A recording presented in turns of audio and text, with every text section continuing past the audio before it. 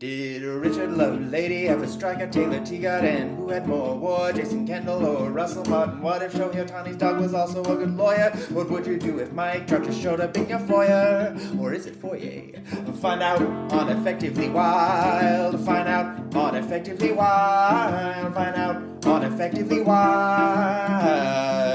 today. Hello and welcome to episode 2330 of Effectively Wild, a FanGraphs baseball podcast brought to you by our Patreon supporters. I'm Meg Rowley of FanGraphs, and I am joined by Ben Lindbergh of The Ringer. Ben, are you out from underneath all of the emails we've gotten? Have you dug out? Still digging my way out of the Taylor Walls correspondence. Yes, I was notified by many people in many ways, in many different media about Taylor Walls. Every time I thought that the deluge had stopped, there was another message from somewhere. Really, it was in the immediate aftermath of Taylor Walls tapping his helmet to object to a call. Yes. I must have had 4 or 5 different notifications subsequently from different apps and places, just people coming out of the woodwork to notify me about this. It was just like, not just the standard email and text and Discord notification and Facebook notification, and then suddenly a singing telegram showing up at my door and someone throwing a rock through my window with a crumpled up note around it that said, "Hey, did you hear Taylor Walls? He was ejected after tapping his helmet." And then I'd go outside my apartment and some stranger would accost me and say, "Hey, Ben, Taylor Walls, did you hear?" So that's still sort of happening as I move about the world. But I'm grateful to everyone who let me know. I was going to say, do you feel loved, Ben? Does it make you feel I do, loved? Because yes, it's a nice thing to have people be like, "Oh my gosh, I've witnessed a red ass be a little bit of a red ass and then an umpire be a red ass back. I have to tell Ben about this. Ben must know." Yes, I think it is actually quite nice. It just reminds us that there are people out there in their world going about their business and something happens that makes them think of us or Effectively Wild. And then they hurry to their various apps and notify us one way or another. Now, the stragglers were notifying us of this news for some time after it occurred. Days, really.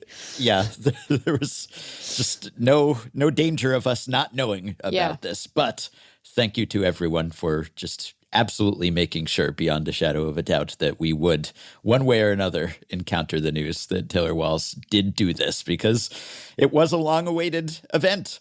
Yeah. And it's sort of an obscure event, or I would have thought it was. Yes. But then it turned into big news. I don't know how many people who notified us, just the Paul Reveres of the Taylor Walls news.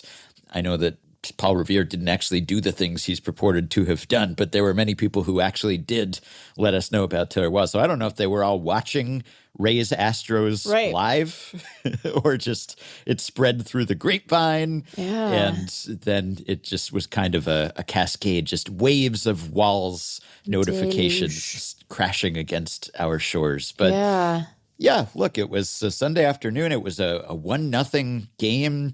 Astros were up. It was a pretty high leverage moment, ninth inning, and home plate umpire Nick Lentz made a call, and Taylor Walls did not appreciate that call, and he made his displeasure known. And Taylor Walls probably had a point here. It did look a little low. Yeah. Taylor Walls is not the caliber of hitter who an umpire will defer to. I mean, I don't know that umpires actually defer to hitters these days because they're graded on everything. But the classic example of a Ted Williams or a Joey Votto or someone like that, where it's like, if Ted Williams says it's a strike, it was a strike, son. That's not Taylor Walls, No. I don't think that umpires have that healthy respect for his sense of the strike zone, although he probably had a point in this case, and Josh Hader got a generous call. And Taylor Walls did the helmet tap after protesting strenuously in other ways. And Nick was not going to have this. And Walls denied that this was his intent. He said that this was not a reference to the automated ball strike challenge system that he was told by the umpire, you're not going to do that. You're not going to tap your helmet. And so at that point, I know that they think that's disrespectful. I watched the video and I could see where he may have thought that. But I think like the context clues around it, I'm looking at him and my body language is saying like, dude, I didn't hear what you're saying. I didn't say anything to him leading up to this. If I'm going to tap my helmet, I'm not going to do it while I'm looking at you, asking you a question, trying to understand what you're telling me. I find this thoroughly unpersuasive as an argument because like if what he says he's trying to like signal that he couldn't hear or that the couldn't hear him, you don't tap the top of your head for that. That's not a universal like, hey, I can't hear you. Your ears aren't on top of your head. As far as I know, Taylor Walls, if they are, you have more than two. Right. I've seen the ears on the sides of your head. If it were like a headset sort of situation, like the replay review signal, if you couldn't hear through your headphones or something, then you might tap your head like that. But they were standing next to each other, so it seems like an odd gesture. And even if it were meant to be like the headsets, well, there's no other way to interpret that than I want a review of the call that I was just given. Yeah. So I understand these guys end up shifting into I don't want to get fined mode after the fact.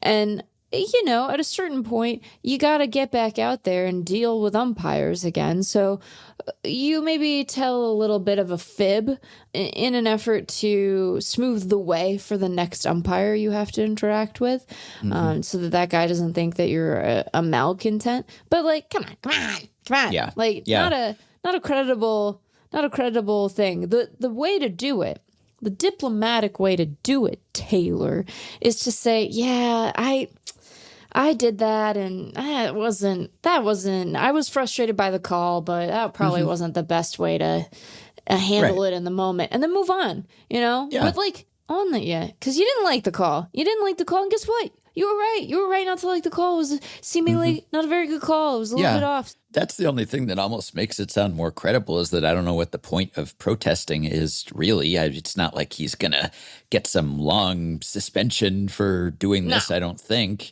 And he did get angry after he was ejected because of this gesture.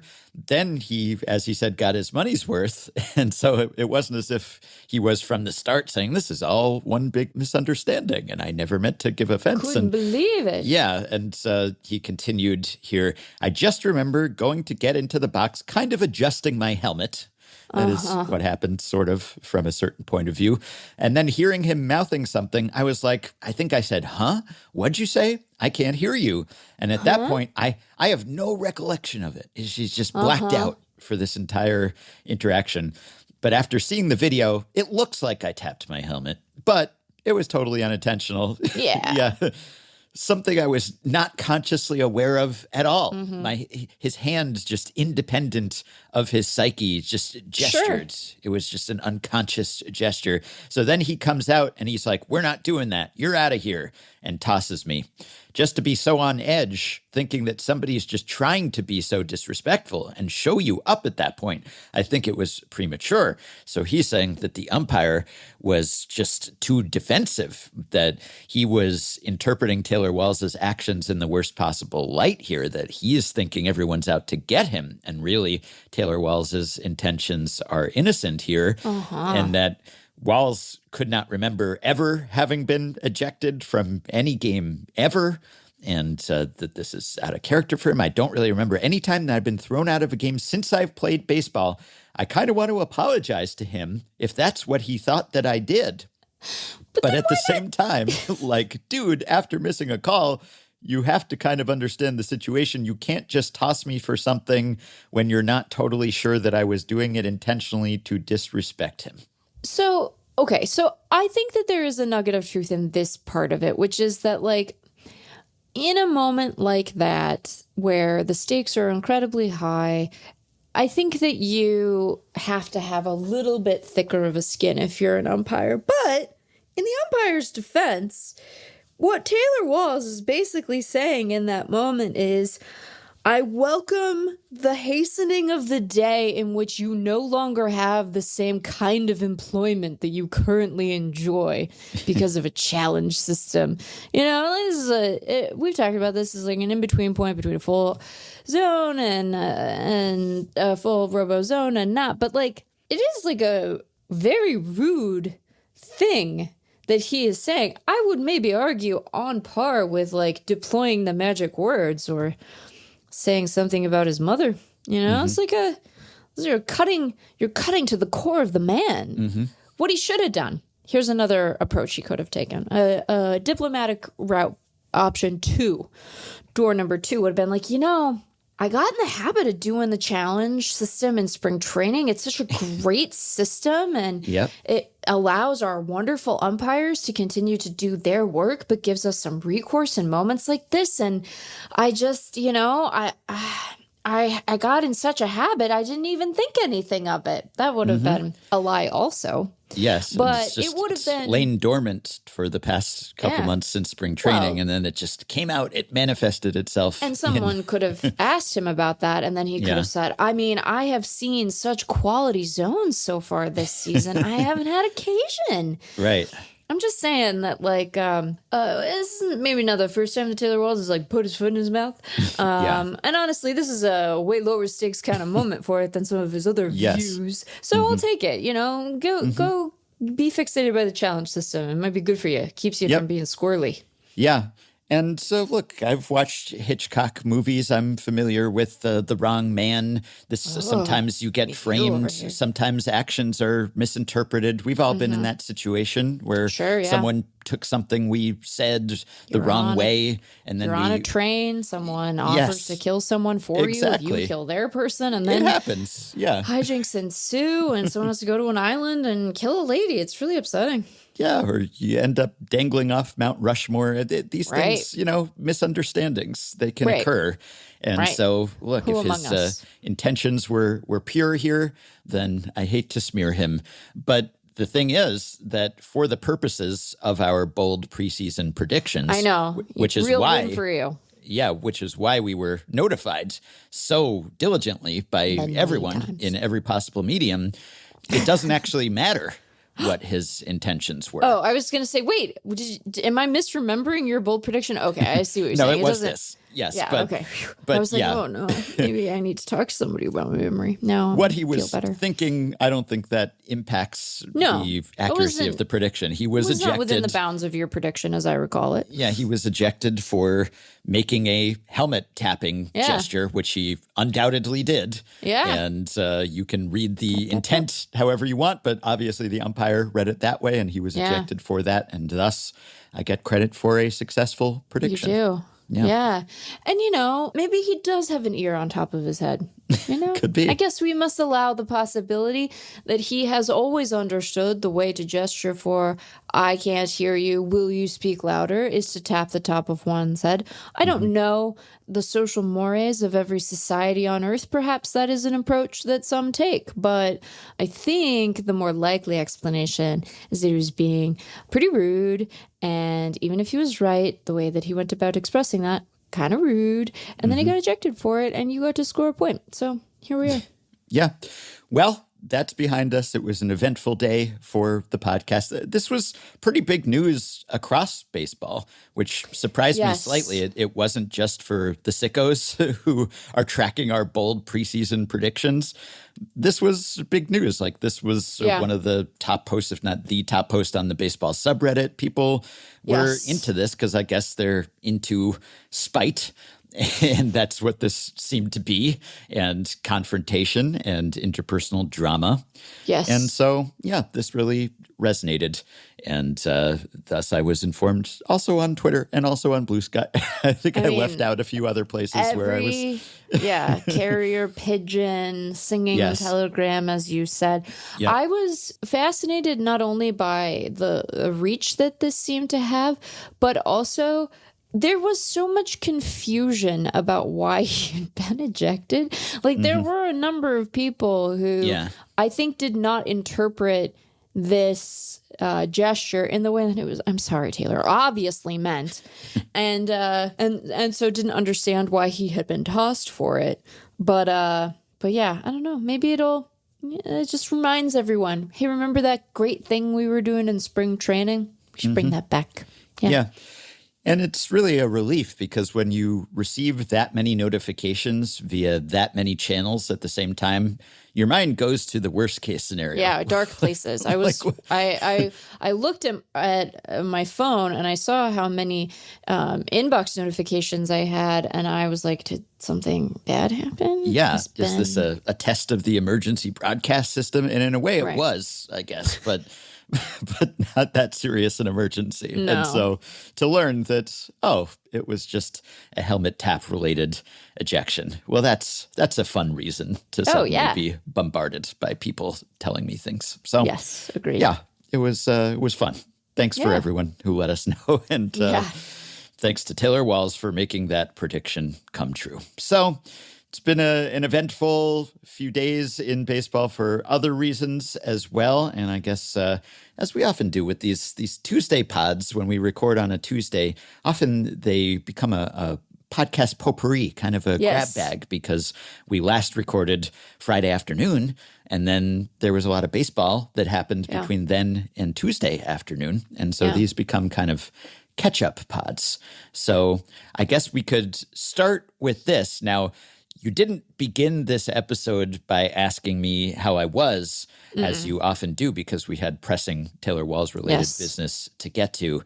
By the way, if we've actually managed to get through this discussion without calling Taylor Walls Tyler Wells or Taylor Ward or anything, okay. I think we have, but you never know. Sometimes the wrong name can slip out. So apologies if we have had any misnomers here, but I think we did okay. But I guess one thing that I was going to say, if you had started with your standard question to me, is that I am doing well because, unlike Yankees closer Luke Weaver, I did not warm up before I worked out this weekend.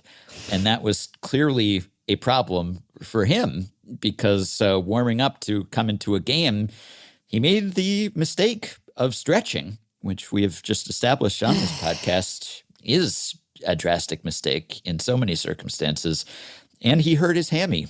And now he is out for several weeks, most likely, which is quite a blow to that Yankees bullpen. And yet again, we are confronted with the ills, the dangers of stretching. Okay, so Ben, I think it is a low blow for you to invoke someone's injury as a way of masking your jabs about static stretching. And it's a cautionary tale. I will remind our listeners that what I am advocating for is not static stretching. You should stretch dynamically.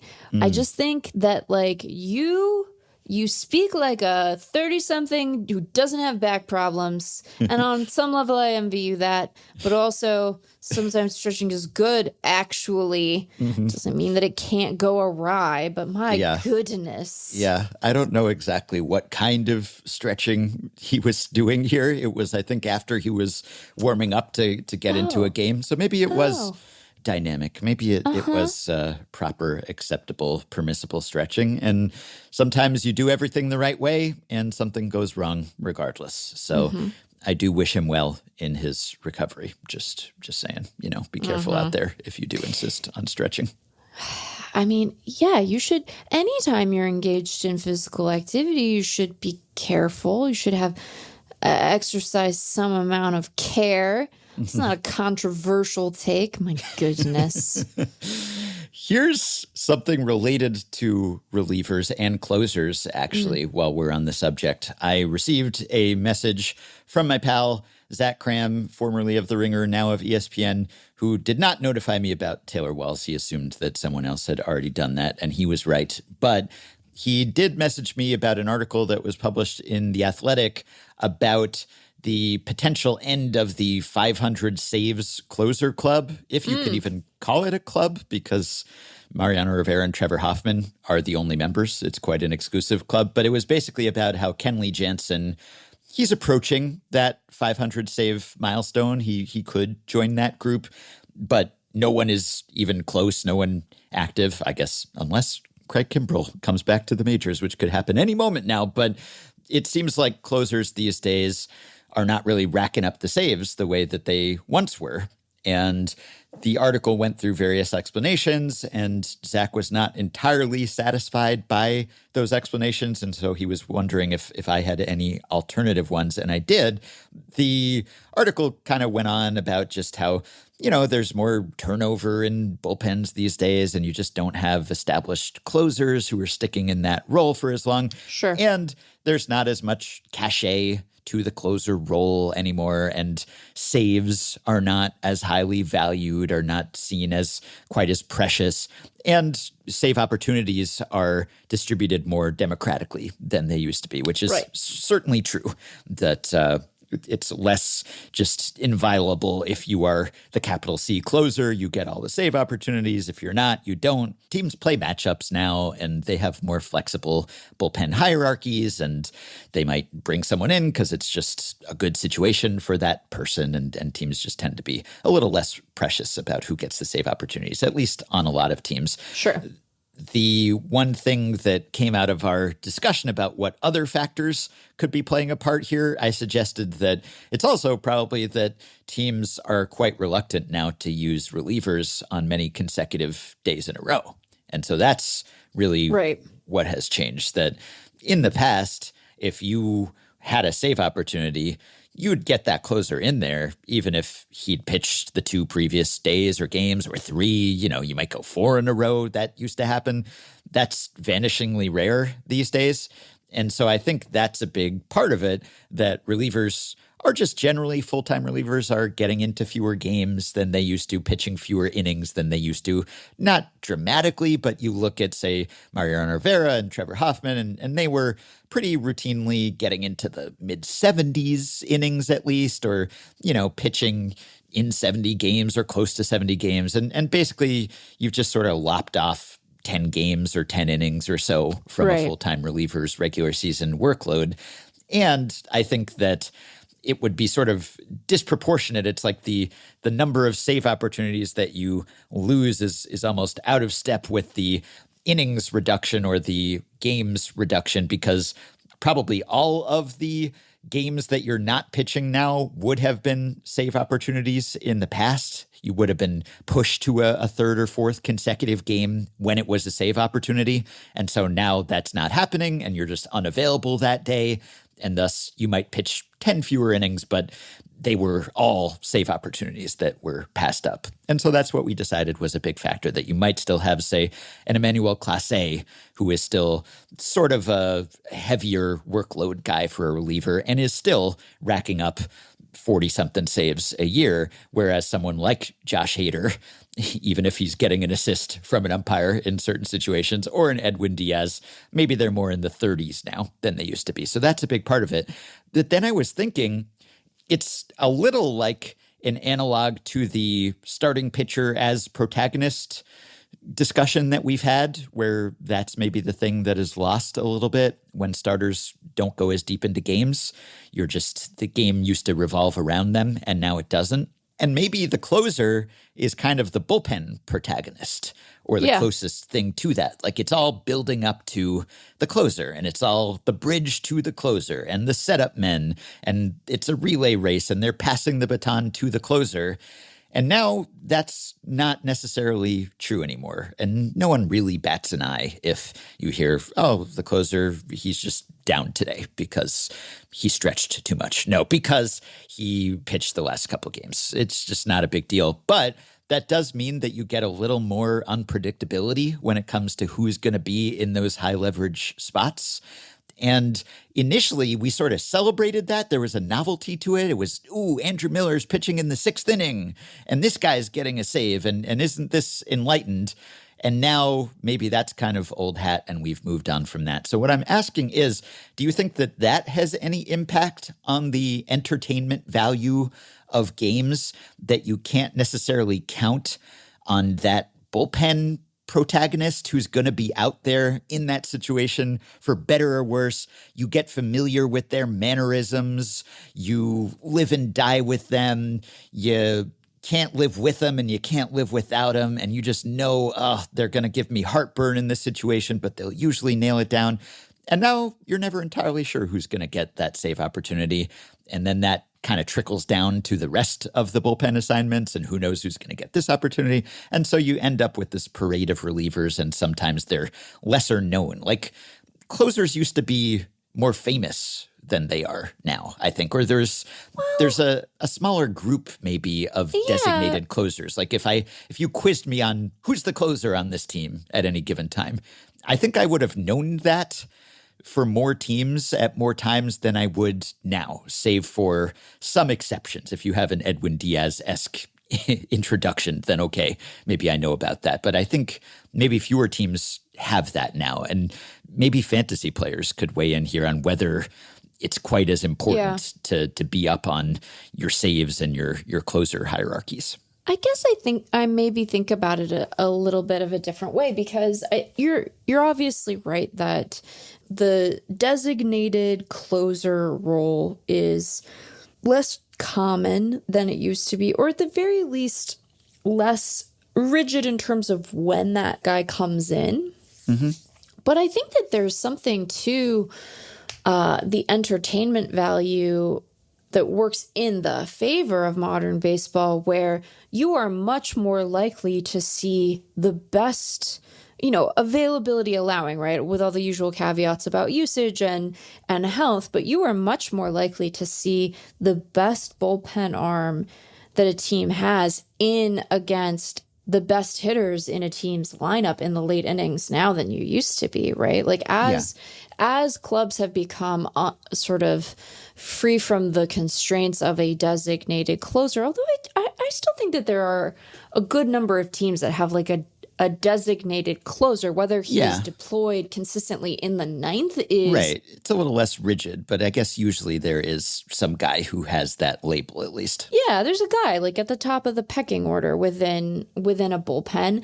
And when he comes in might vary much more than it used to. But I also think like you're far more likely to see that guy in a spot that involves the best hitters on the other team or a super high leverage moment or both. And I think that has a tremendous amount of entertainment value. Mm-hmm. So again, like there are definitely exceptions to this. And there are a lot of teams now that will do, if not forever, then for long stretches, like closer by committee. But I think that those teams tend to be worse teams than the ones that have designated closers. And, having the flexibility to move a guy around gives you the option to say like, no, we want to see Emmanuel Clase against the best dudes that he is going to possibly face. And, if they come in the eighth, that's fine. But we're going to make sure that he's in there against like the very best guys. Mm-hmm. So I don't know. I'm less worried about that. I think that there are plenty of very good relievers who have fairly firm roles, and then the place where there's deviation is exactly when they might come in. So yeah. Yeah, it does seem like we're at a little bit of a local minimum when it comes to just the save counts, the career save counts of the leaders, which we've talked about being at a minimum with other things too, like the active leader in home runs, the active leader in WAR, the other active leader in other stats for various reasons, changes in usage and some randomness. We just have seen a bit of an ebb there. And Zach said, not counting Kimbrel, there are 5 active players with 200 saves. Clase is the only other one with more than 116.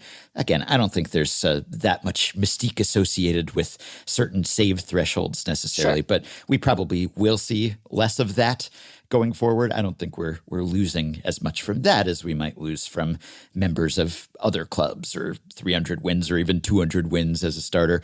I guess things have just generally gotten a little less rigid, at least relative to an era immediately preceding this one, when it comes to pitcher usage, when it comes to lineups and batting orders, when it comes to even player positions. And we've seen Right. more multi-position guys and more just, oh, maybe you could play this position, even if you don't quite fit the mold of someone who would play that position. Right. And mostly I applaud that, or at least I appreciate the less rigid thinking, the more open-minded thinking.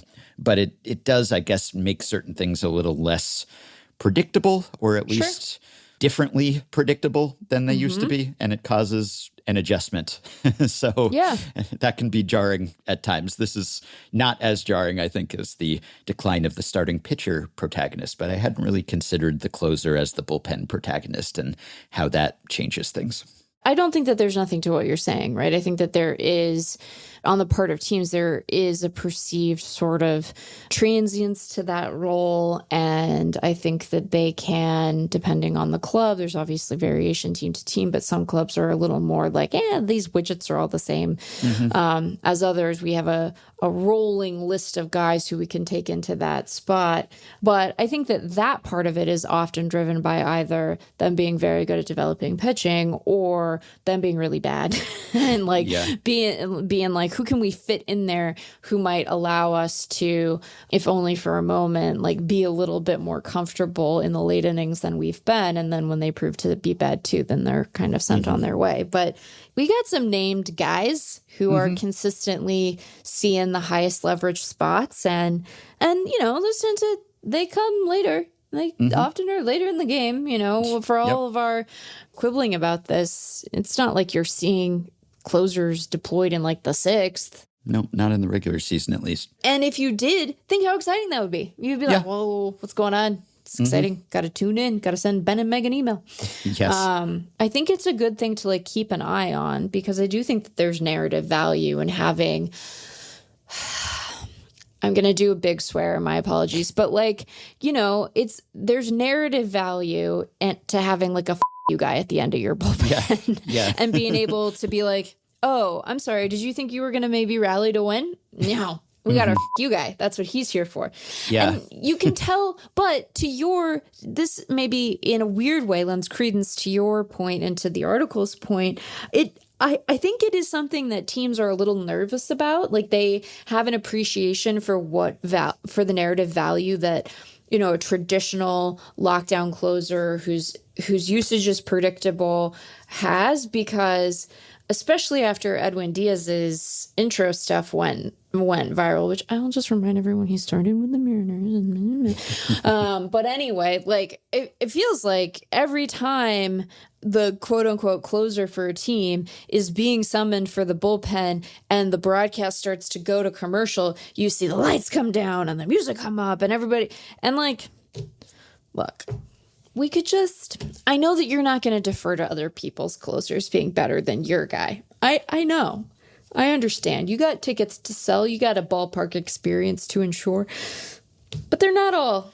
I don't know if everyone needs a little song and a dance, Yeah, you have to attain a certain status to make all that rigmarole worth it, give really. It to anyone, but still, it's like. Yeah. When you were talking about the you guy, I kind of thought you meant the guy that you curse on your own team.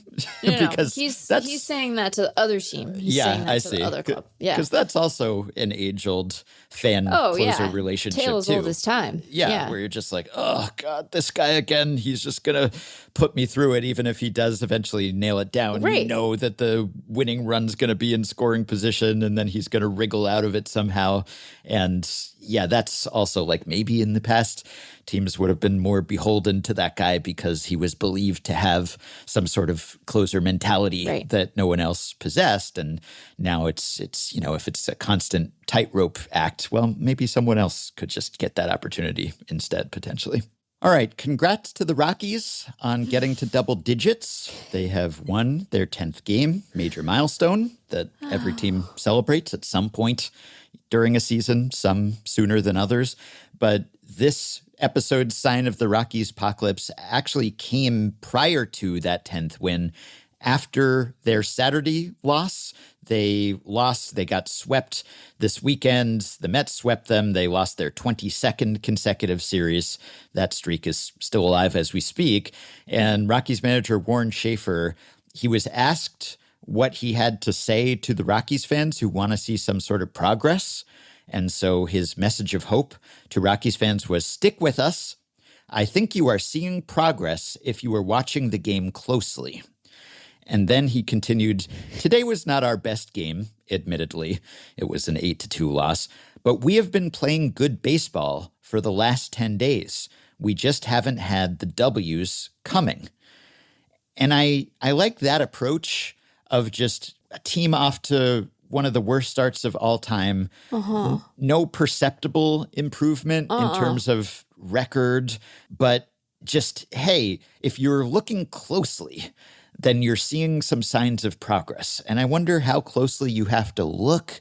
It almost makes it sort of a mystery box. Like if you can't tell how the Rockies are improving, it's on you, really. You're not scrutinizing them closely enough. And then we've been playing good baseball for the last 10 days, during which I guess they've hadn't won, or certainly hadn't won much. We just haven't had the W's coming. And that kind of thing can happen. You could lose a bunch of one-run games and balls could bounce the wrong way and there can be a bunch of unfavorable outcomes for you. But I don't know. I tried to figure out what it was that the Rockies were actually doing under the hood that was so much better over that period. And I'm not sure that I came out with an answer. So I guess I'm not watching closely enough.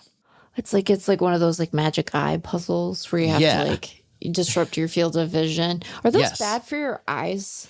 I hope not. Like if you do them a lot, does it like cause ophthalmological damage? Is that even the right word? Ophthalmological? I'll allow it. Okay, cool. Yeah. I think I have to get glasses soon. I told you that. I think it's coming. Okay. Anyway, I've been thinking about this a lot, actually. Not within the context of this specific quote, which I'll admit I hadn't seen because you know how much attention am I paying to the post-game remarks of the Colorado Rockies? Not a lot. I have one human life to live, you know? Yeah. But I have been thinking about, like, what do we expect these guys to say? You know? Like, what?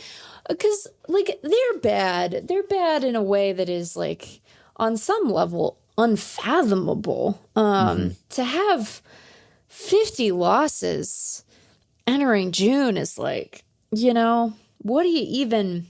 Oh, their run differential improved. Now they only have a negative 183 run differential. They have a Maybe that's what Warren Schaefer meant. We're being blown out less. We're being outscored a little less than we were. I don't know. And that's progress.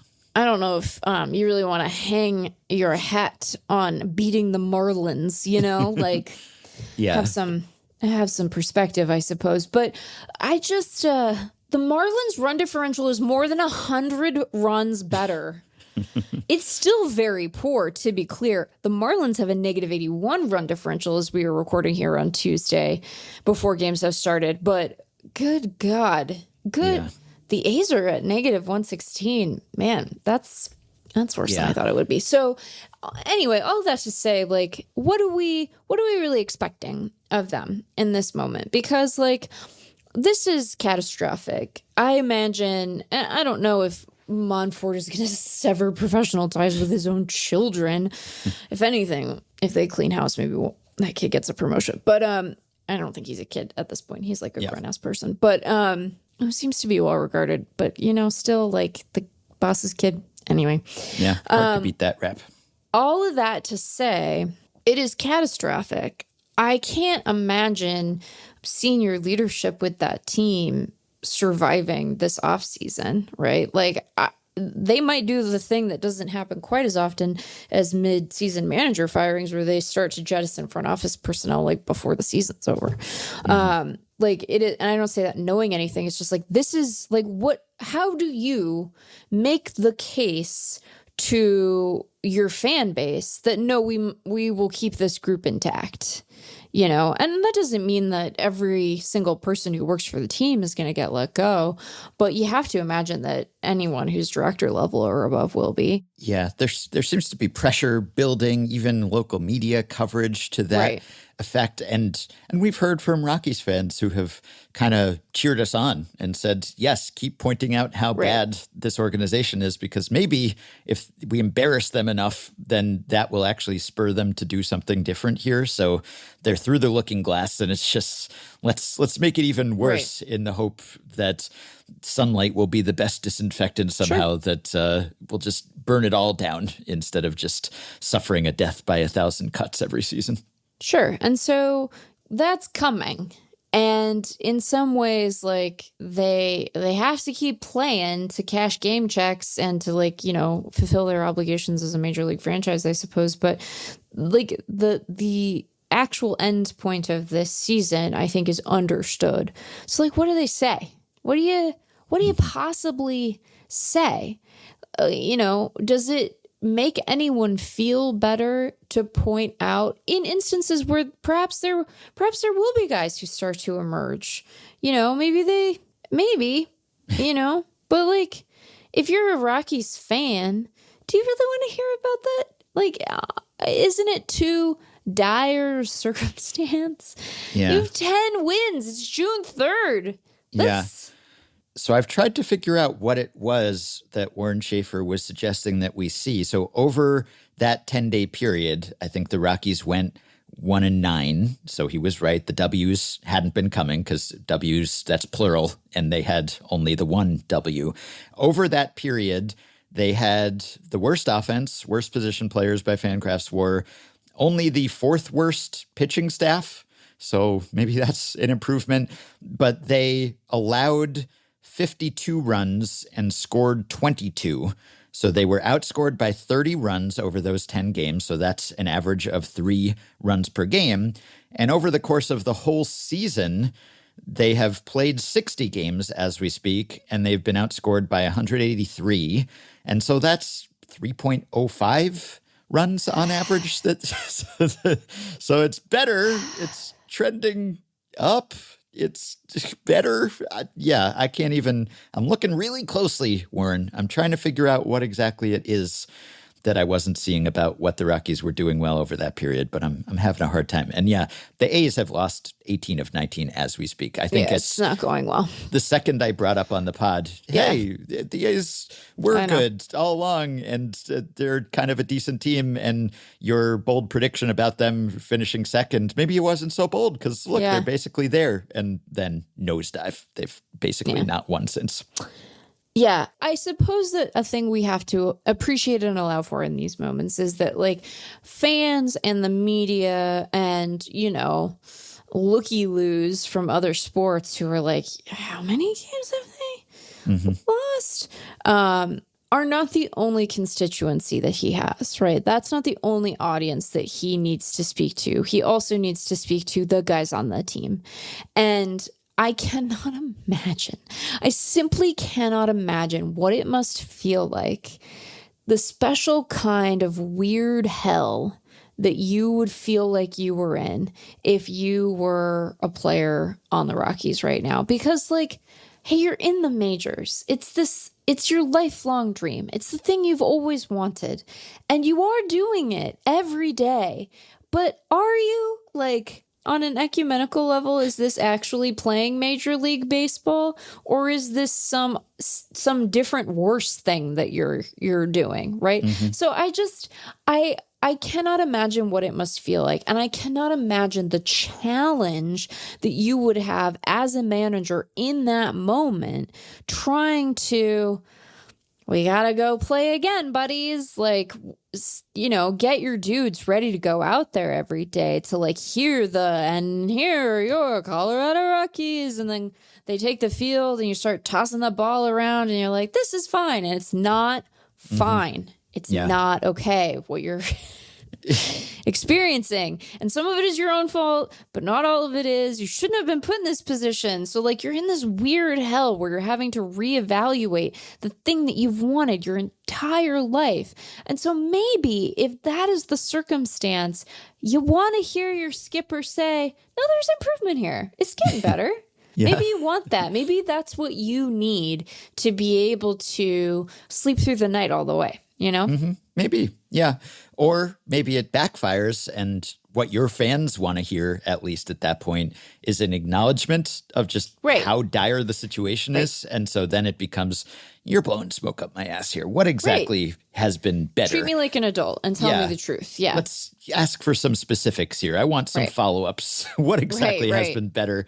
Yeah, but that is different from, yes, your employer, who maybe doesn't want to just hear doom and gloom from you constantly and wants some more upbeat message, even if there's no basis for being upbeat.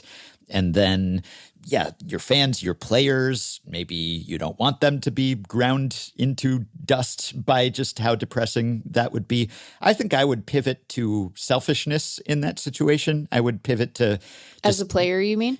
Yeah, not that there's that much you can do from a baseball standpoint to be selfish as opposed to team first. But I mean, in terms of just what I'm prioritizing as my personal goals, I'd just kind of be like, well, silver lining, probably not going to lose my job here. Some sort of job security in the sense that the bar here is really low. So maybe I can get some playing time and I can work on myself and my skills and I can try to perfect my craft. And then I'll be ready when this team or a future team is ready to compete. And then I'll be better there. So I kind of try to look on the bright side, but maybe that's just my lack of team spirit, of esprit de corps.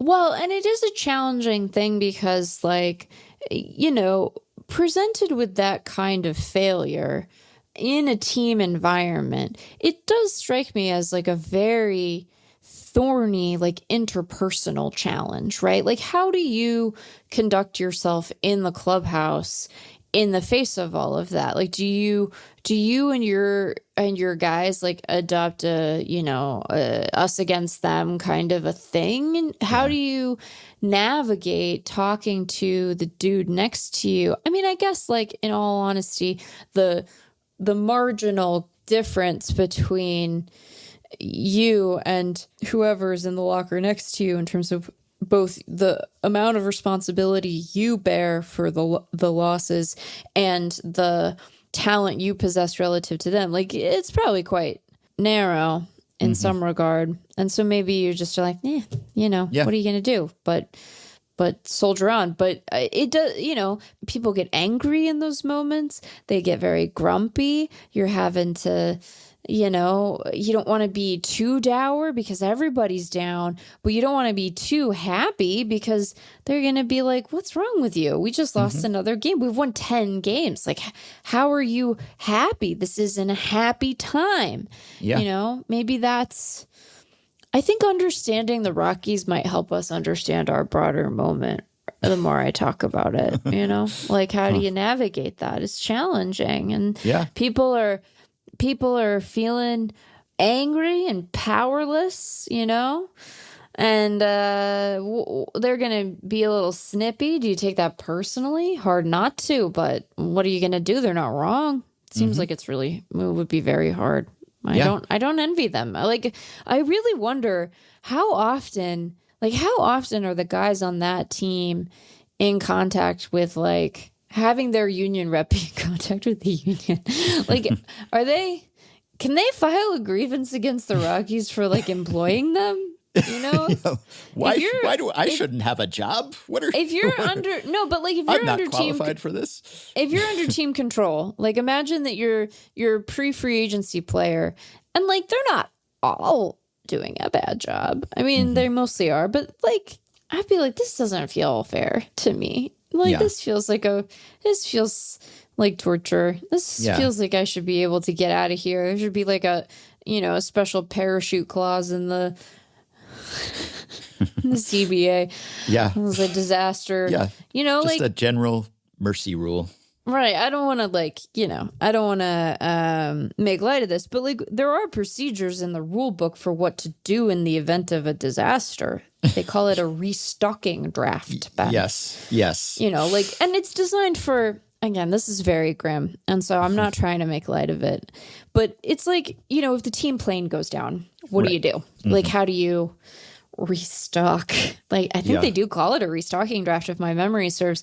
And so, and like, you know, it's a lot like an expansion draft in a way where like teams get to protect a certain number of guys and then they have to expose others.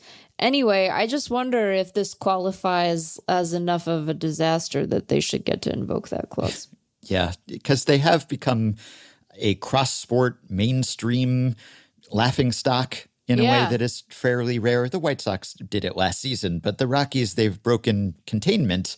They've broken baseball contain, and now they're the subject of all sorts of memes, people comparing their number of wins since the start of May to the Indiana Pacers, to Scotty Scheffler's, right? So, yeah, there's just a lot of dunking going on here, and that's got to wear you down one way or another. It has to be so wild to be like, you know, a sports fan, like the kind of sports fan that would like put on ESPN and watch SportsCenter or whatever. Mm-hmm. And but you're not a baseball fan. And your two touch points for Major League Baseball are Dodgers super team problem ? And the Colorado Rockies. That has to be so disorienting. You're like, what's going on in this crazy sport?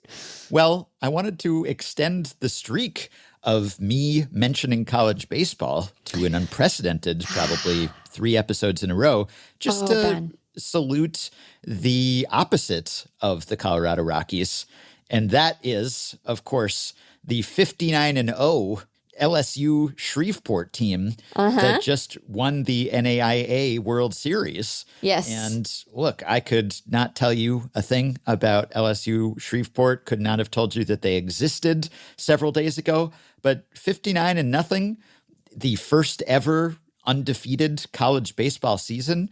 I don't care what level, what division, what conference that is pretty darn impressive, because as we were talking about with the Rockies the other day, like they're making me question a truism about baseball, which is that, hey, anything can happen. Anyone can beat anyone else. And I still generally believe that. And LSU Shreveport, just as strong an argument against that, going 59-0. I mean, the Rockies 9-50. LSU Shreveport 59-0.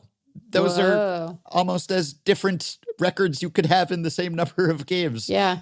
Their team slash line was 361, 493, 601. They basically like triple crowned as a team. And that is pretty impressive, you know? I don't know how the LSU Shreveport powerhouse was put together. I look forward to learning more, but I have to tip my cap. I have no choice but to tip my cap to this Shreveport team. The Pilots, they had 27 double-digit wins. Yeah. Their run differential was the opposite, again, of the Rockies. They had a 37-0 victory. They had a 42-4 victory.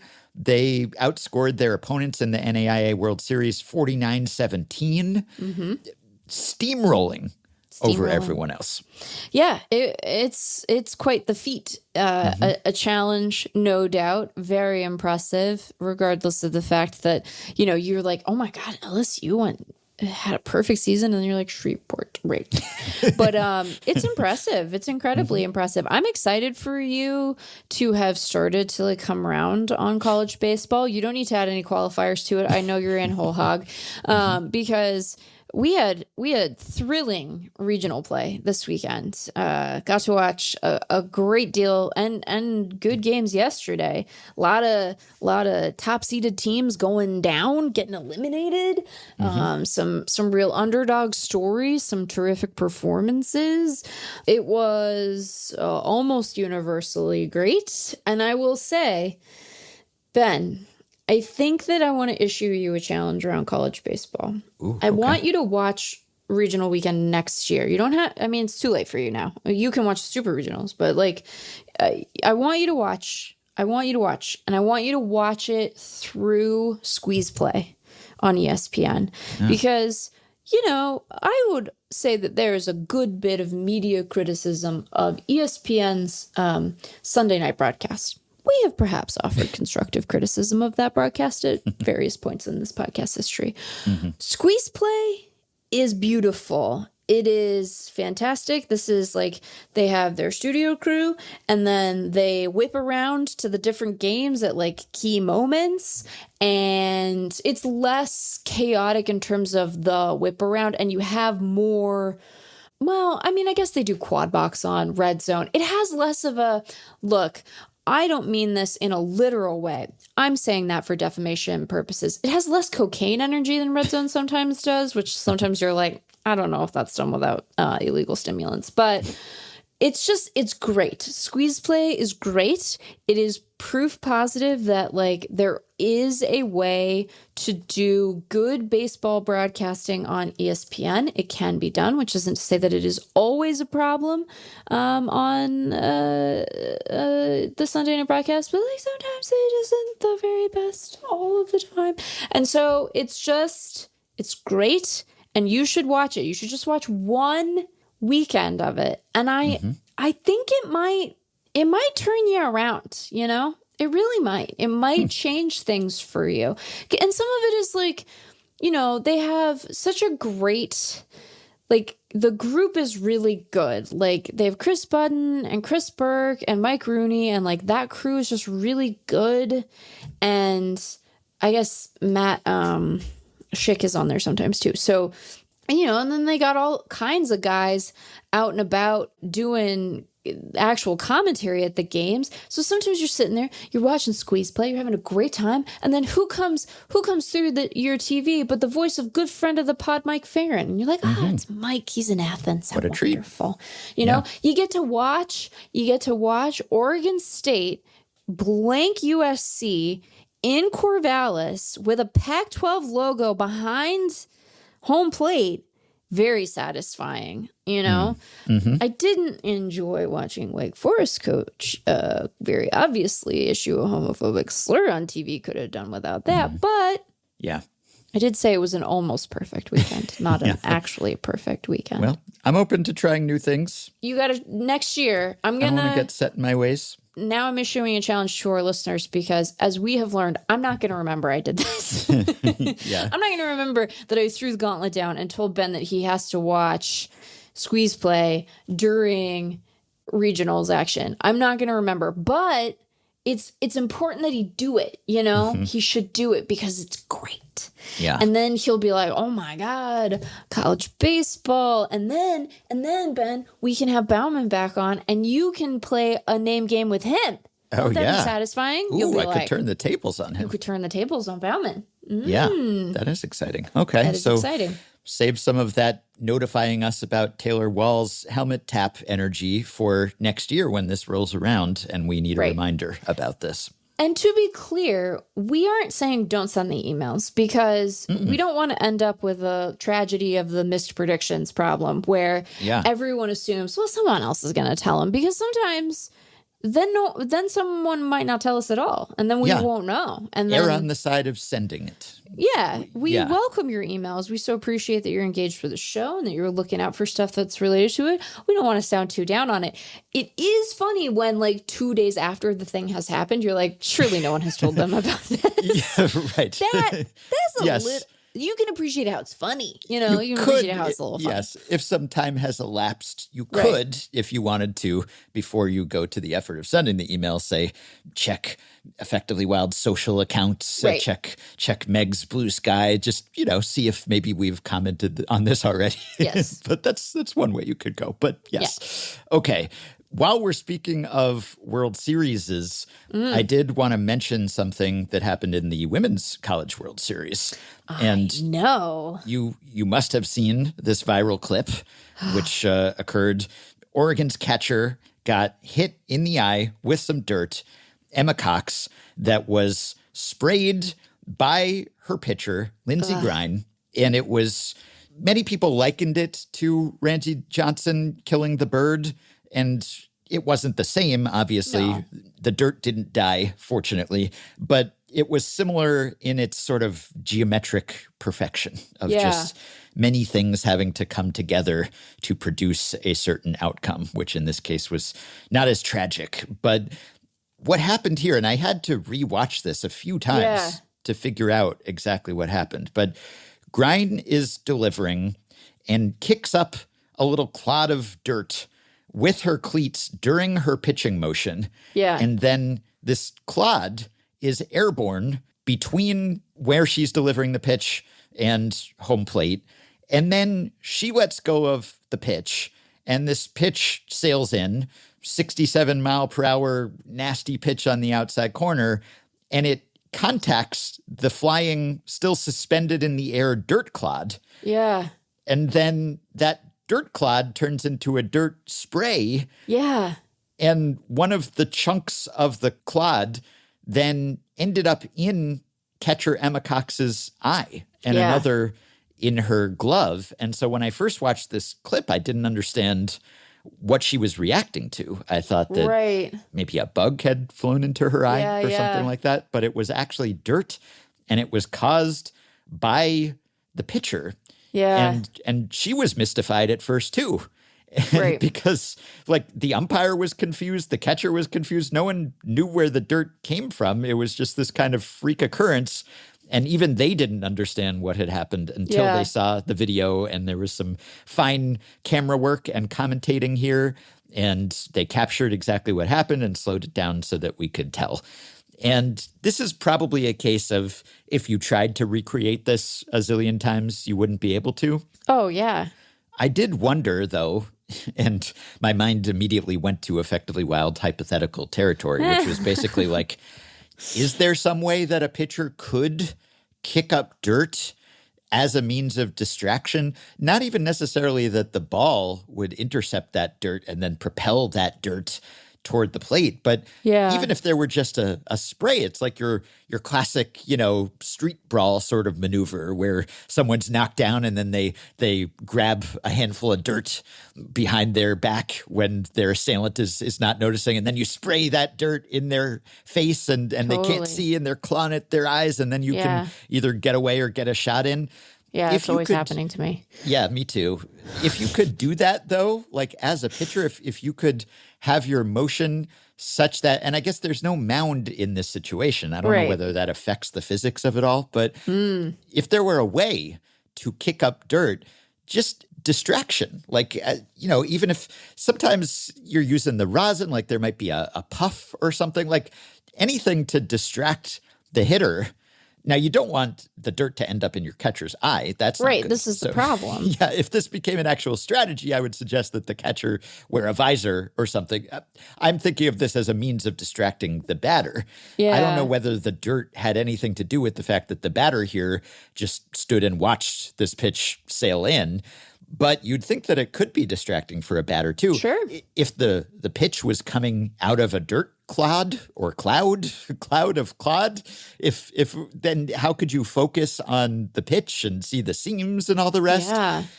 And, of course, if you could engineer it such that the ball was actually going through this clod and then, causing just little bits of it to go every which way, then you'd be extra distracted as a batter. I'm just saying. You sure would be. There might be something to this. I love that you have constructed like a thing that is somehow even harder than just pitching well in the majors, like doing dirt clod hacky sack while pitching so as to, they'd never let you do it because they're like pretty keen on you not being able to purposefully distract the hitter. They will allow you to like, you might have a delivery that's a little discombobulating, fine, but they don't want you actively distracting anyone. Like if you have a string hanging off your glove or you have a frayed sleeve or something, they'll come out and stop you. But they get on you pretty quick. Also, have you seen the old movie The Blob? Oh, yeah. Mm-hmm. So you keep saying clod, and I keep thinking, beware of the clod. It's, as an aside, I know that my references are old, but like, you guys should go watch The Blob. The Blob is wild. The Blob rocks. And the best part of The Blob is the song that they play at the beginning of The Blob. Beware of the blob. And you're like, yeah, I should. That blob's coming for me. Going to trap me in a diner. Yeah. It's very merry. Yeah. But it reminds me of maybe the Carter Capps Hop or Jordan Yeah. Walden when they did their Right. weird little pitching motion, and that was legislated out of existence. And Yeah. part of that was the distraction, and part of it was just that they were getting closer to the plate and releasing the pitch closer to home plate. But it was seen as an unfair advantage, and there was a bit of a crackdown. And so, yes, probably if you managed to somehow have a delivery that worked, that didn't slow down your momentum, and just incidentally you happen to kick up a cloud of dirt every time. Right. Maybe, but I guess on what grounds? I guess probably just your general, if there's not a rule against it, then an umpire can rule on it anyway. Or there probably is some language in the rules that this Sure. would apply to if you were seen to be doing it intentionally. I guess you Right. could argue, hey, this is just my natural delivery. You know, it's like a Taylor Walls. I didn't even realize that my hand was doing that. Just They my didn't believe cleats him either. kicked up a clod, and who knew? Okay, so I have two thoughts. First of all, they wouldn't believe you though, because you would do it often enough, presumably, that they'd be like, so, hey, no, you're doing that on purpose. And even if it were your quote unquote natural like delivery, they have no problem legislating people's deliveries. They legislate people's deliveries all the time. They're like, no, this violates other rules of ours. Sorry, tough luck. Figure out a different way to pitch. And guys, to their credit, very often do. So works out fine. But like, yeah, they're not gonna let you do that. And it would especially give it away if when you came in, either to start the game or from the bullpen, they played "Beware of the Cloud." I think I'm onto something. Yeah. You'd have to have it be plausible deniability. It couldn't be that you're kicking up the clod every time, but you'd save it for a high leverage moment where you just, it's almost like a pitcher. Well, it'd be obvious too, though, if it's putting like, something on the only ball. in high leverage moments do I kick up the clod. Yeah. They'd be like, just, no. You bring out the nail file or something, just one of those old doctoring the pitch kind of situations. I do think it would be distracting for a hitter, even if the dirt didn't go into their eye. Oh, If there was just a spray of dirt, or if the ball was coming out of a cloud of dirt, that'd be difficult to deal with, I think. Oh, so yeah. competitive advantage if you could figure it out, at which point it would be immediately outlawed. Yeah, because so like, I think the particular set of clawed pitch physics catcher face in this instance suggests that it would not always happen, but like you would have risk, as we've noted, to your actual teammate, which presumably you wouldn't be keen on.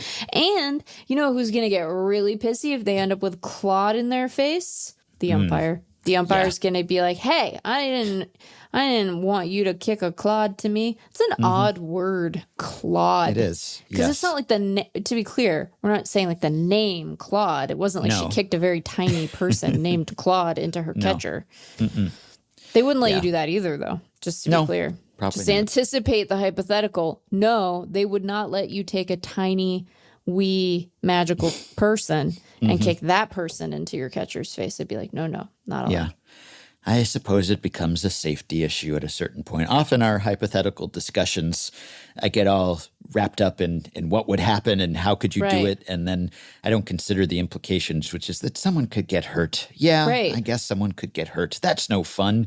I'm Yeah. trying to think of this Rube Goldberg contraption of a delivery Right. here, somehow making this work. Don't spoil it by talking about serious safety issues. But here's the thing, though, Ben. Dirt in your eye is one of the worst things, Oh, yeah. You get dirt in your eye and it takes a while to feel like you got all the grit out. Yep. And then like sometimes it like really gets up in there and then you have to go see a ophthalmologist. Which one is the actual doctor? Ophthalmologist. Yes. As opposed to an optometrist who's often not a doctor, right? Fit you for the lenses. Yeah. Oh, for the lenses. So if I think I need glasses, do I have to go to an ophthalmologist first or can I just go to an optometrist? I think you can just go to an optometrist unless maybe you're concerned about why you need glasses and you want to get at the underlying issue there. I think the underlying issue is that I'm about to be 39. 39, yeah. I think, wasn't going to say it. Like, I don't, look, I'm not a doctor and I haven't been working in the vision field for very long, but my suspicion is that I'm 39, or about to be. And so, You know, it's not that I can't see anything. I can still see pretty well, in fact, but I just I've noticed the decline, and especially at night, which, you know, when you're driving, concerning. You're like, uh-oh. But you're not talking about farsightedness. You're not at a reading glasses stage? No, I don't need reading glasses. It's like stuff that is tiny. I used to be able to read at a distance pretty easily, even if it was quite small, because I don't know if you know this about me, Ben, but I had better than 20/20 vision. I could have flown fighter jets. But now I can't. And so I don't know if they would even tell me I need glasses. They might just say, hey, you're almost 39. Yeah. That's going to happen. Yeah. But welcome to vision for most people. Right. Yeah. Right. Oh, I know. I've lived high on the hog for a long time. I've been very sassy about it, quite proud of my vision, even though I had nothing to do with it whatsoever. Is the carrot thing even real? I do like carrots. I've eaten a lot of those. So. I think that doesn't help your vision. No, but I mean, it's good to eat I do carrots, like carrots regardless, yeah. Yeah, they would like still have benefit to you even if they don't make your eyes better. Yeah, and optometrists, they are capable of examining the eye for visual defects and figuring out why there is a fault of refraction there. So that's within their purview. Fault of refraction. That's a great band name. Yeah, it's not bad. Fault of refraction? Wow. That has to exist, right? There has to be some bespeckled guitar player who started Fault of Refraction. Oh, man. It's just like, that's like a feelings music name. Okay. Anyway. Well, while we're talking about hopping, as I was a second ago, I did want to draw our audience's attention, and possibly yours, to the George Springer play. Did you see the George? Not. Okay, I will send you the little clip here. We had another instance of a replay review of someone who was barely off the bag, but above the airspace of the bag. And it was George Springer. Oh, while he's hopping? He was hopping on third base, over third base. He pulled into third, and he had a little bit of an ankle issue, nothing serious, but he was just sort of testing. Yeah. He was gingerly testing the ankle, and so he was bouncing up and down on the bag a little bit. And so the tag was applied to him while he was bouncing, and he was called safe on the field. He was clearly like on the bag, over the bag before the tag was applied. But on replay review, that safe call was overturned because he was technically centimeters above the bag while he was at the apex of his hop. And the fielder kept the glove on him there. And I don't know that anyone wants this. Well, the A's did. They got him out. But other than that... I mean, I gotta say, I don't think he should be out. I think this is like, good for, is that Schumann? Is that Max Schumann who did it? Like, good for him, honestly. Yeah, heads up play. But, heads up. But really, a loophole, just, exploiting something that was never intended to be the purpose of replay. And this just seems like a specific circumstance where there is a solution for this. Yes. And we've advocated for it. And Dave Cameron used to write about it for FanGraphs multiple times, which was just like, once you have possession of the bag, as long as you're in the airspace above the bag. Yes, you're safe. This is not even an oversliding situation where sometimes even that seems kind of cheap because it's okay. You barely lost contact and physics and momentum, and you beat the tag and you beat the throw, but people will always say, well, slide better. Sure. And control the slide better. And hey, you are supposed to remain on the bag. And sure, technically speaking. But in this case, this isn't even that. This isn't even a oversliding situation. You're on the bag. He was not trying to advance. He was not letting his guard down. I mean, he was, I guess, but I can't even blame him. He was not like lazy. He was not distracted. Yeah. He was just hopping, just testing his ankle above the bag, barely suspended above it. This just seems like a case where it wouldn't be that hard to say, once you're on the bag, like you can vertically go off it a little bit, and that's okay. You're still considered to be on the bag. I can't imagine that, like, this is the way that anyone really envisioned this. Now, we've had replay and we've had this issue for a long time. For instance, you just said the word Dave Cameron wrote about this for FanGraphs to put it in context for how long it's been. But been a while. But I don't know. I'm in a little bit of a musical mood. I can tell. Discovered. It's because I was examining the statistics of one Austin Krob, who's a Padres prospect. Because we're working on the Padres list. No, Krob, but you can sing the Blob song for that too. Okay. Beware of the Krob. Anyway, I think it would be a welcome addition, and also, again, just give it a little go, and then if they don't end up liking the implementation, they can just reverse it. It's fine. Yeah, just like seems fix like there's a fix for this. So yeah, I don't get it. Okay, we got our speculation about Jack Caglione's promotion just in under the wire. Yeah, we did on our previous episode before he was indeed called up, fresh off of scoring the winning run in Rich Hill's AAA season debut. Oh, my God. Yeah. So now everyone wonders, when will Rich Hill follow? That's what Royals fans are thinking to themselves. Yeah. Okay, the Jack Wagon has arrived. The cavalry is here. We have reinforcements. We have someone who has out-homered our entire outfield in the minors. Yeah. Help is here. But so is some chase. But yes, help is here. Yes.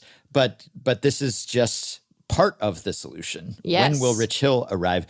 Right. And it's always nice, I think, when players come up through the minors together like that. I agree. You know? I love that. Yeah. Yeah. Like, it's cool. Minor league teammates. They played together at AAA, and then they make the majors, and they can remember when, hey, remember when we were back in the bushes, just grinding? And that'll be like when Rich Hill shows up in Kansas City. Remember when we were back in the bushes? Is that what they say to each other? They talk Maybe about not. the bushes? Maybe not. That could be referring to all sorts of things potentially. Yeah, I was going to say, goodness. I'm imagining Rich Hill showing up in the Royals clubhouse and having his tearful reunion with his former AAA teammate, Jack Caglione, just, riding the buses together, all they went through to get to that point. Yeah. And here they are, the bright lights of the big leagues together again.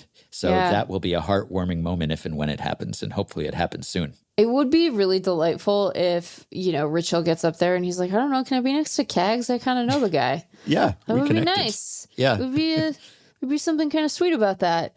Yeah. Caglione's on his way, and I think that that's great and quite necessary. I do think that they need more help than just he on his own can provide, even if he hits the ground running and there's no adjustment period, or there is, but then he figures it out and the chase doesn't end up being a problem, and he just hits a bunch of jacks and is tall and Italian. They still need more offense than that, probably. And I hope that it helps them kind of rebound. It's not that they are, especially as their rotation gets healthy, you can imagine them being a very competitive team. I don't think that I would put the Royals in the same category that the Tigers are in, where, as we discussed, I think on the last episode, I don't think you need to apply an AL Central qualifier to the Tigers anymore. The Tigers are just a good baseball team. That's a good team. Yeah. And I think that team can hang with other good teams. The Royals are in possession of a very talented pitching staff and Bobby Witt Jr., and they need a little bit more than that. And so I don't know that, Cags on his own is enough, but I do think that, if they can continue to either, start to narrow this gap between them and the Tigers at the top, or, be in the mix in a real way for the wild card race, then maybe it spurs other action. But this is a good way for them to, promote from within, sort of assess where they are, and then I think make a more informed decision about how aggressive they want to be at the deadline. And as we talked about, this is not absent, aside from Caglione, this is not a super deep or talented farm system. So, their ambition for being aggressive at the deadline might outpace their ability to be aggressive at the deadline, depending on sort of what deals are on offer. But it does let them make a more informed choice about how they're going to play that, which is 2 months away. Yeah. I have one positive NL West note and one negative NL West note. I guess we can I always like the bad news first and Yeah. then end on the up note. So the bad news is Corbin Burns and his elbow, which Yeah. I fear the worst. The worst has Yeah. not been announced, but he is on the IL now with what is being called right elbow inflammation. Yeah. He had to leave his start on Sunday. And it was one of those times where something was wrong and he knew it right away. And he was very frustrated and he felt something and the velocity was down. And so now, he's undergoing evaluations, but your mind always goes to the same place with a pitcher who is removed with an elbow injury. So I hope that it is not the worst, that he somehow avoids going under the knife here, but that's a bummer. He was pitching well. The Diamondbacks need people to pitch well. Oh, man. They need people to pitch, period. Pitch at at this all. point. Yeah. And that would be a big blow, obviously, for them short term and long term. Their season has not gone the way that they wanted it to go. And if Corbin Burns is gone, then that's going to make it harder for them to pull out of this spin. Somewhere, Mike Elias is probably saying, see, this is why I didn't offer him a long-term deal. Now, I don't know if he actually is or not, but I know that he has not actually said that, and so I'm being a little unfair, but I dare him. I double dog dare you. I double dog dare you to say that in front of a microphone. yeah, I don't think he's in any position to crow about the Orioles pitching staff. I don't think he would say such a thing. But I don't think he would either. It would be such a heartless thing, and I know that people have opinions about him, but that would be a particularly callous way to interact with that news or anticipated news. If I were in his situation and I had declined to extend a long-term deal to a free agent and was roundly criticized for that, and then that free agent soon suffered a debilitating injury, the thought would cross my mind. Oh, hey, sure. Some vindication here. This is why one doesn't invest long-term in a pitcher. Now, then again, you can't exactly say, well done me, because you look at the smoking ruins of that pitching staff and that team as a whole. And it's not like you can exactly dance a little jig and say, see, it all worked out. No, everything went wrong for us in a completely different way. But obviously everyone knows that is a risk with pitchers. And that is priced in. And you should be more wary about pitchers long term because that can happen. And so that's all the more reason to have pitching depth and develop your own pitching. And they haven't done that. I don't want to make this about the Orioles. This is mostly about the Diamondbacks and also about Corbin Burns. But he was recently an Oriole, so it's not that large a leap anyway. Hope for the best. But that season, it's running off the rails. Yeah, and it stinks because, their offense is still producing. Corbin Carroll continues to have a really nice little season. It's not that there's nothing good here. Perdomo's still hitting well, et cetera. But you're also in a spot where, for folks who haven't listened to our most recent Patreon episode, I was at that game on Saturday. Yeah. I went in on a ticket, which meant I got to leave when I was good and done. And that didn't take more than a couple of innings, but they're playing a kind of sloppy and listless ball. They looked sloppy and listless against Paul Skeens, which, hey, Skeens will do that to you. Mm-hmm. But when you look that way against Mike Soroka, you're like, yeah, is that good? Is that how we want things to go? Probably not. And that Saturday game, Brandon Pfaadt's good for one or two of those kinds of blowups a year, but it just isn't. It doesn't feel like they have any momentum. It's kind of confounding. The vibe in the ballpark seems bad, so it's just a disappointing thing. And look, I'm a taxpayer in Maricopa County, so I don't want to overstate my praise of Ken Kendrick because I'm not particularly keen on potentially helping to pay for renovations to his ballpark. But you want big free agent deals to work out. You want ownership to be able to point to a couple of them and go, yeah, that worked. It was good that we gave Corbin Burns money. And it's a long enough contract that this can go the worst possible direction. And it might still end up being good that they gave Corbin Burns money, right? Mm-hmm. But you want them to come away thinking that is exactly what we should have done. And instead it's like, here's Monty, who's not good and then is hurt. Eduardo Rodriguez. Yeah. Right. Who's been largely unavailable and hasn't been all that great when he has been. Here's the good. There have been positive sort of returns on investment, if you want to put it that way.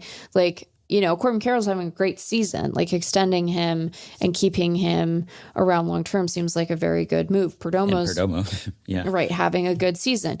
So it's not that none of these are working out. Like, they look, at this juncture anyway, they look smart for having let Christian Walker go. But it's just, I think that they are a team that is capable of playing much better baseball than they have. And they certainly are having to deal with the injury piece. And that is having a really pronounced effect. But it's just such a competitive division.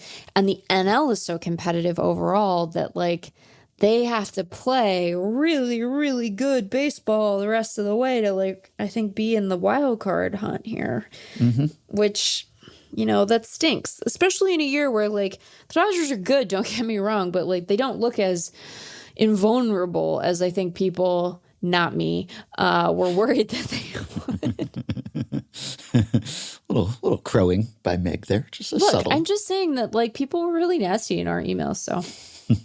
Well, the positive NL West news that I was going to relay, not positive for the Diamondbacks, I guess, but for the Dodgers, is that Mookie Betts can play shortstop, it seems. He has been a credible, dare I say, even an above average shortstop this season. The stats say as much anyway, regardless of what system you're looking at. And Julian McWilliams talked to him for a CBS Sports piece, and Mookie said last year playing shortstop was pretty much a fail. And he has said every day I'm working on it, and, he's really dedicated himself to it. And Mookie, he has the physical skills, but also he has the top of the scale, off the charts makeup clearly too, and just wants to be good at everything and has a great work ethic and growth mindset. He wants to do things that he, I was hesitant to say it, but he wants to master skills that he has not had before. He embraces those challenges. And that was seen as potentially something that maybe was even a negative in this case, because it was almost as if he wanted this challenge. Like, I don't think initially he did. He was kind of pressed into service as a shortstop. But then when that didn't go so great, not that he was a disaster, but, he clearly, like, had some awkward footwork around there, and he just looked like a guy who hadn't played shortstop in a really long time, which is what he was. And Dave Roberts said as much in this CBS Sports piece. He looks like a major league shortstop right now, whereas last year there were many times I didn't feel that way. And I don't know that he spoke quite as plainly about that last year, but That's now so funny. Yeah, now he's able to say that because I love that. Yeah, and Mookie said, nobody comes in and just does something to that magnitude successfully right off the bat. Nobody that I've seen. I played a lot of games last year to build up some experience, so I knew what to expect. And now I got to spend a little time this offseason actually training for it, so it's made it a little better. I still wouldn't say I'm good at it, but I'm serviceable. Oh, and so the stats would even say that he's been good at it. And that's awesome because it's amazing, that transition that he has made. Yeah. And his suite of positional skills and having this unprecedented at this point in his career, at this age, with his positional history, to do this.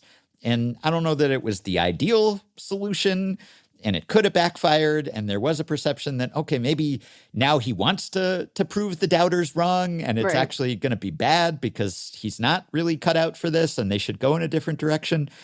He's making it work. That is not the Dodgers' problem, at the very least. He's definitely not the Dodgers' problem. Yeah. So salute to Mookie. I love me some Mookie, and the bat has not been its usual strength, perhaps because he has not been his usual strength, or wasn't at least to start the season. The weight loss, etc. The power has not quite well, no, he has been there. He has a little broken toe now, right? Yeah, now there's that as well. So that could hamper your shortstop performance potentially. But but to this point, he has made it work, and I'm constantly impressed by him in every facet of his game. And it's just the fact that he went through what he went through this spring, not being able to keep any food down or any weight on. I know. and then just rolled right into the season. And yeah, maybe that has had some effects, but he's still been an above average major league hitter. Like, it's not like he's unplayable. He's still very valuable on both sides of the ball. So yeah, he's amazing. He's amazing. I mean, it's I don't get the sense it's eyewash from him. Like the humility to say, like, yeah, it wasn't amazing before. Now it's better.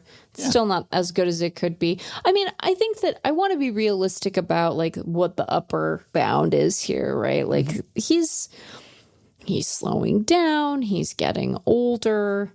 My long-term prognosis for his shortstop defense would be different if you were doing this at like 25. Yeah, but he's probably not the shortstop of the future for the Dodgers. I mean, they better hope not, but that's okay. He doesn't need to be. He needs to be, to your point, like good enough to play and not their problem. And he's easily that. And, you know, I imagine that like we'll see how it goes as he gets further away from his, you know, start of season stuff, and who knows how the toe is going to hamper him. So we'll see how that affects not only what he does in the box, but how he can like pivot and move in the field. But I suspect that Betts will look back on this season and view it as not a lost year, but certainly one that he's not going to like point to as his best. But he's still worth almost 2 wins. Yeah. So it's not like it's a bad.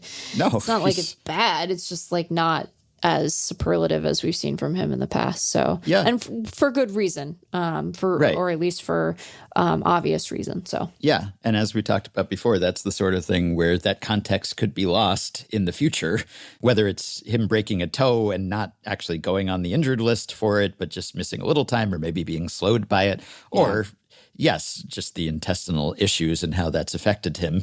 That's something that you might not know unless you familiarize yourself with the history, because he was in there.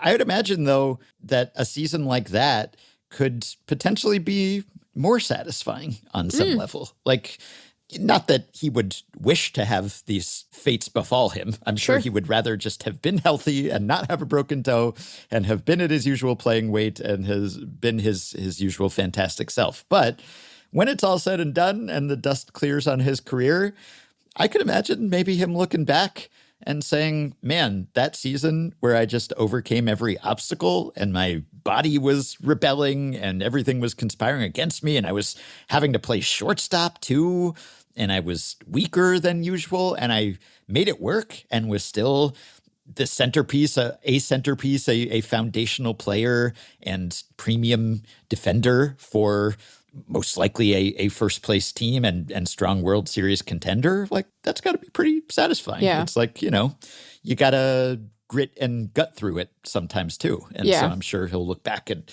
being an MVP and winning World Series and, you know, being one of the best players in baseball and be quite proud of that. But also the season where things keep throwing up roadblocks and you keep somehow steering around them, even if you're not your usual self. Yeah. Why not? Sure. Roadblocks? Yeah, I said it, so why not? That'd be satisfying on some level. Okay. Last thing, I'm not a scholar of Japanese baseball history, but I dabble. Just wanted to note the passing of a Japanese baseball legend, the sort of player who, if he had had this equivalent career in MLB, we might have devoted an entire podcast episode to him. Such was his status in Japanese baseball.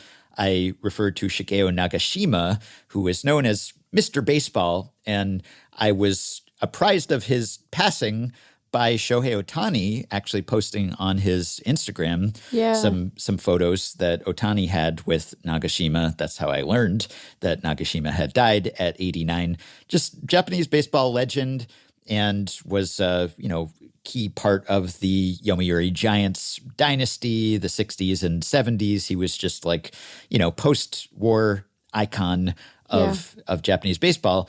And reading the obits and learning a little more about him, I can understand why Ohtani would have connected with him. I mean, I think a lot of players did, but because he was like the Ohtani of his day in a way, just not in terms of his playing necessarily, although he was a fantastic player, but he was like a national celebrity. Like, he was a tabloid figure. He was like, it was national news when he got engaged and got married. Like people were hounding him, following him around. He was kind of like the proto-Ohtani, I think, in terms of being in Japan a real national celebrity and, almost like a figure of off the field intrigue for a lot of people. Yeah. So he was sort of a trailblazer in that respect. And then just a really fantastic player too. And he was a teammate of Sadaharu Oh. They were longtime teammates and contemporaries, and their careers overlapped for a long time with the Giants, and they kind of powered that dynasty. But I think Nagashima was really the more popular or revered figure. And, Sadaharu Oh, he's Japanese born, but Taiwanese also, and, had to face just attitudes about that. And Nagashima, I guess, did not. And he was really embraced in a way. And so Sadaharu Oh is like much more famous in the States. He's kind of a global baseball celebrity because of his home run record and just how many homers he had and being likened to Babe Ruth. But as I was reading the obits of Nagashima, I was thinking, man, well, if O is the Ruth, then Nagashima is the Gehrig. And I don't think that's a particularly original observation. I was heartened to read in an article from March, actually, that was about how Japan developed this whole generation of superstars and how they're following in the footsteps of O and also Nagashima. And Robert Whiting, the great Japanese baseball expert and author, he actually did make that same comp. He said those two, they're like the Babe Ruth and Lou Gehrig of Japanese baseball. So I was not off there. And probably this is something that people who talk more about Japanese baseball say all the time. But I was struck by the parallels there because value-wise, they're like a dead ringer, basically. There's an excellent site called NPB Stats that has stats for all Japanese players, historically speaking, and has advanced stats and also has them viewable in English, which is nice. Cool. Yeah, for me. And so they have career wars and everything. It's just nppstats.com. And if you go there and you look up Sadaharu Oh, who he played longer than Nagashima did. He played from 59 to 80. And Nagashima played from 58 to 74, just all with Yomiuri, both of them. But the career WAR that NPBstats.com has for O is 180.4, which is like, I mean, that's amazing, A. But also, that's like dead on for Babe Ruth's career WAR, at least. At Baseball Reference, I imagine it's not that different from FanGraphs. It's also like 180 something. And then Nagashima is pretty much dead on with Gehrig's WAR also. Nagashima's at 126.5, which I think is maybe about 10 more than Gehrig, but they played almost an identical number of career games and not the same positional parallels there. So you can extend this only so far. Right. And also, I don't mean to suggest that like you have to put the accomplishments of Japanese players in terms of American players in order to like make it meaningful. I'm just trying to make the comp that might help illustrate to our listeners who are also not Nagashima experts, just why these guys were so special. And, you know, similar in the sense that the Giants were the Yankees. You know, they're kind of called the Yankees of NPB, and they were a dynasty and they won lots of championships just like Ruth and Gehrig did. So positionally speaking, not quite the same because, you know, Nagashima was a third baseman and O was a first baseman. So it doesn't quite match there. But statistically speaking, there are just a lot of parallels there. So a luminary of that magnitude passed, and clearly that meant something to Ohtani, and I'm sure many generations of Japanese players and fans. So just wanted to note that passing. Hear, hear.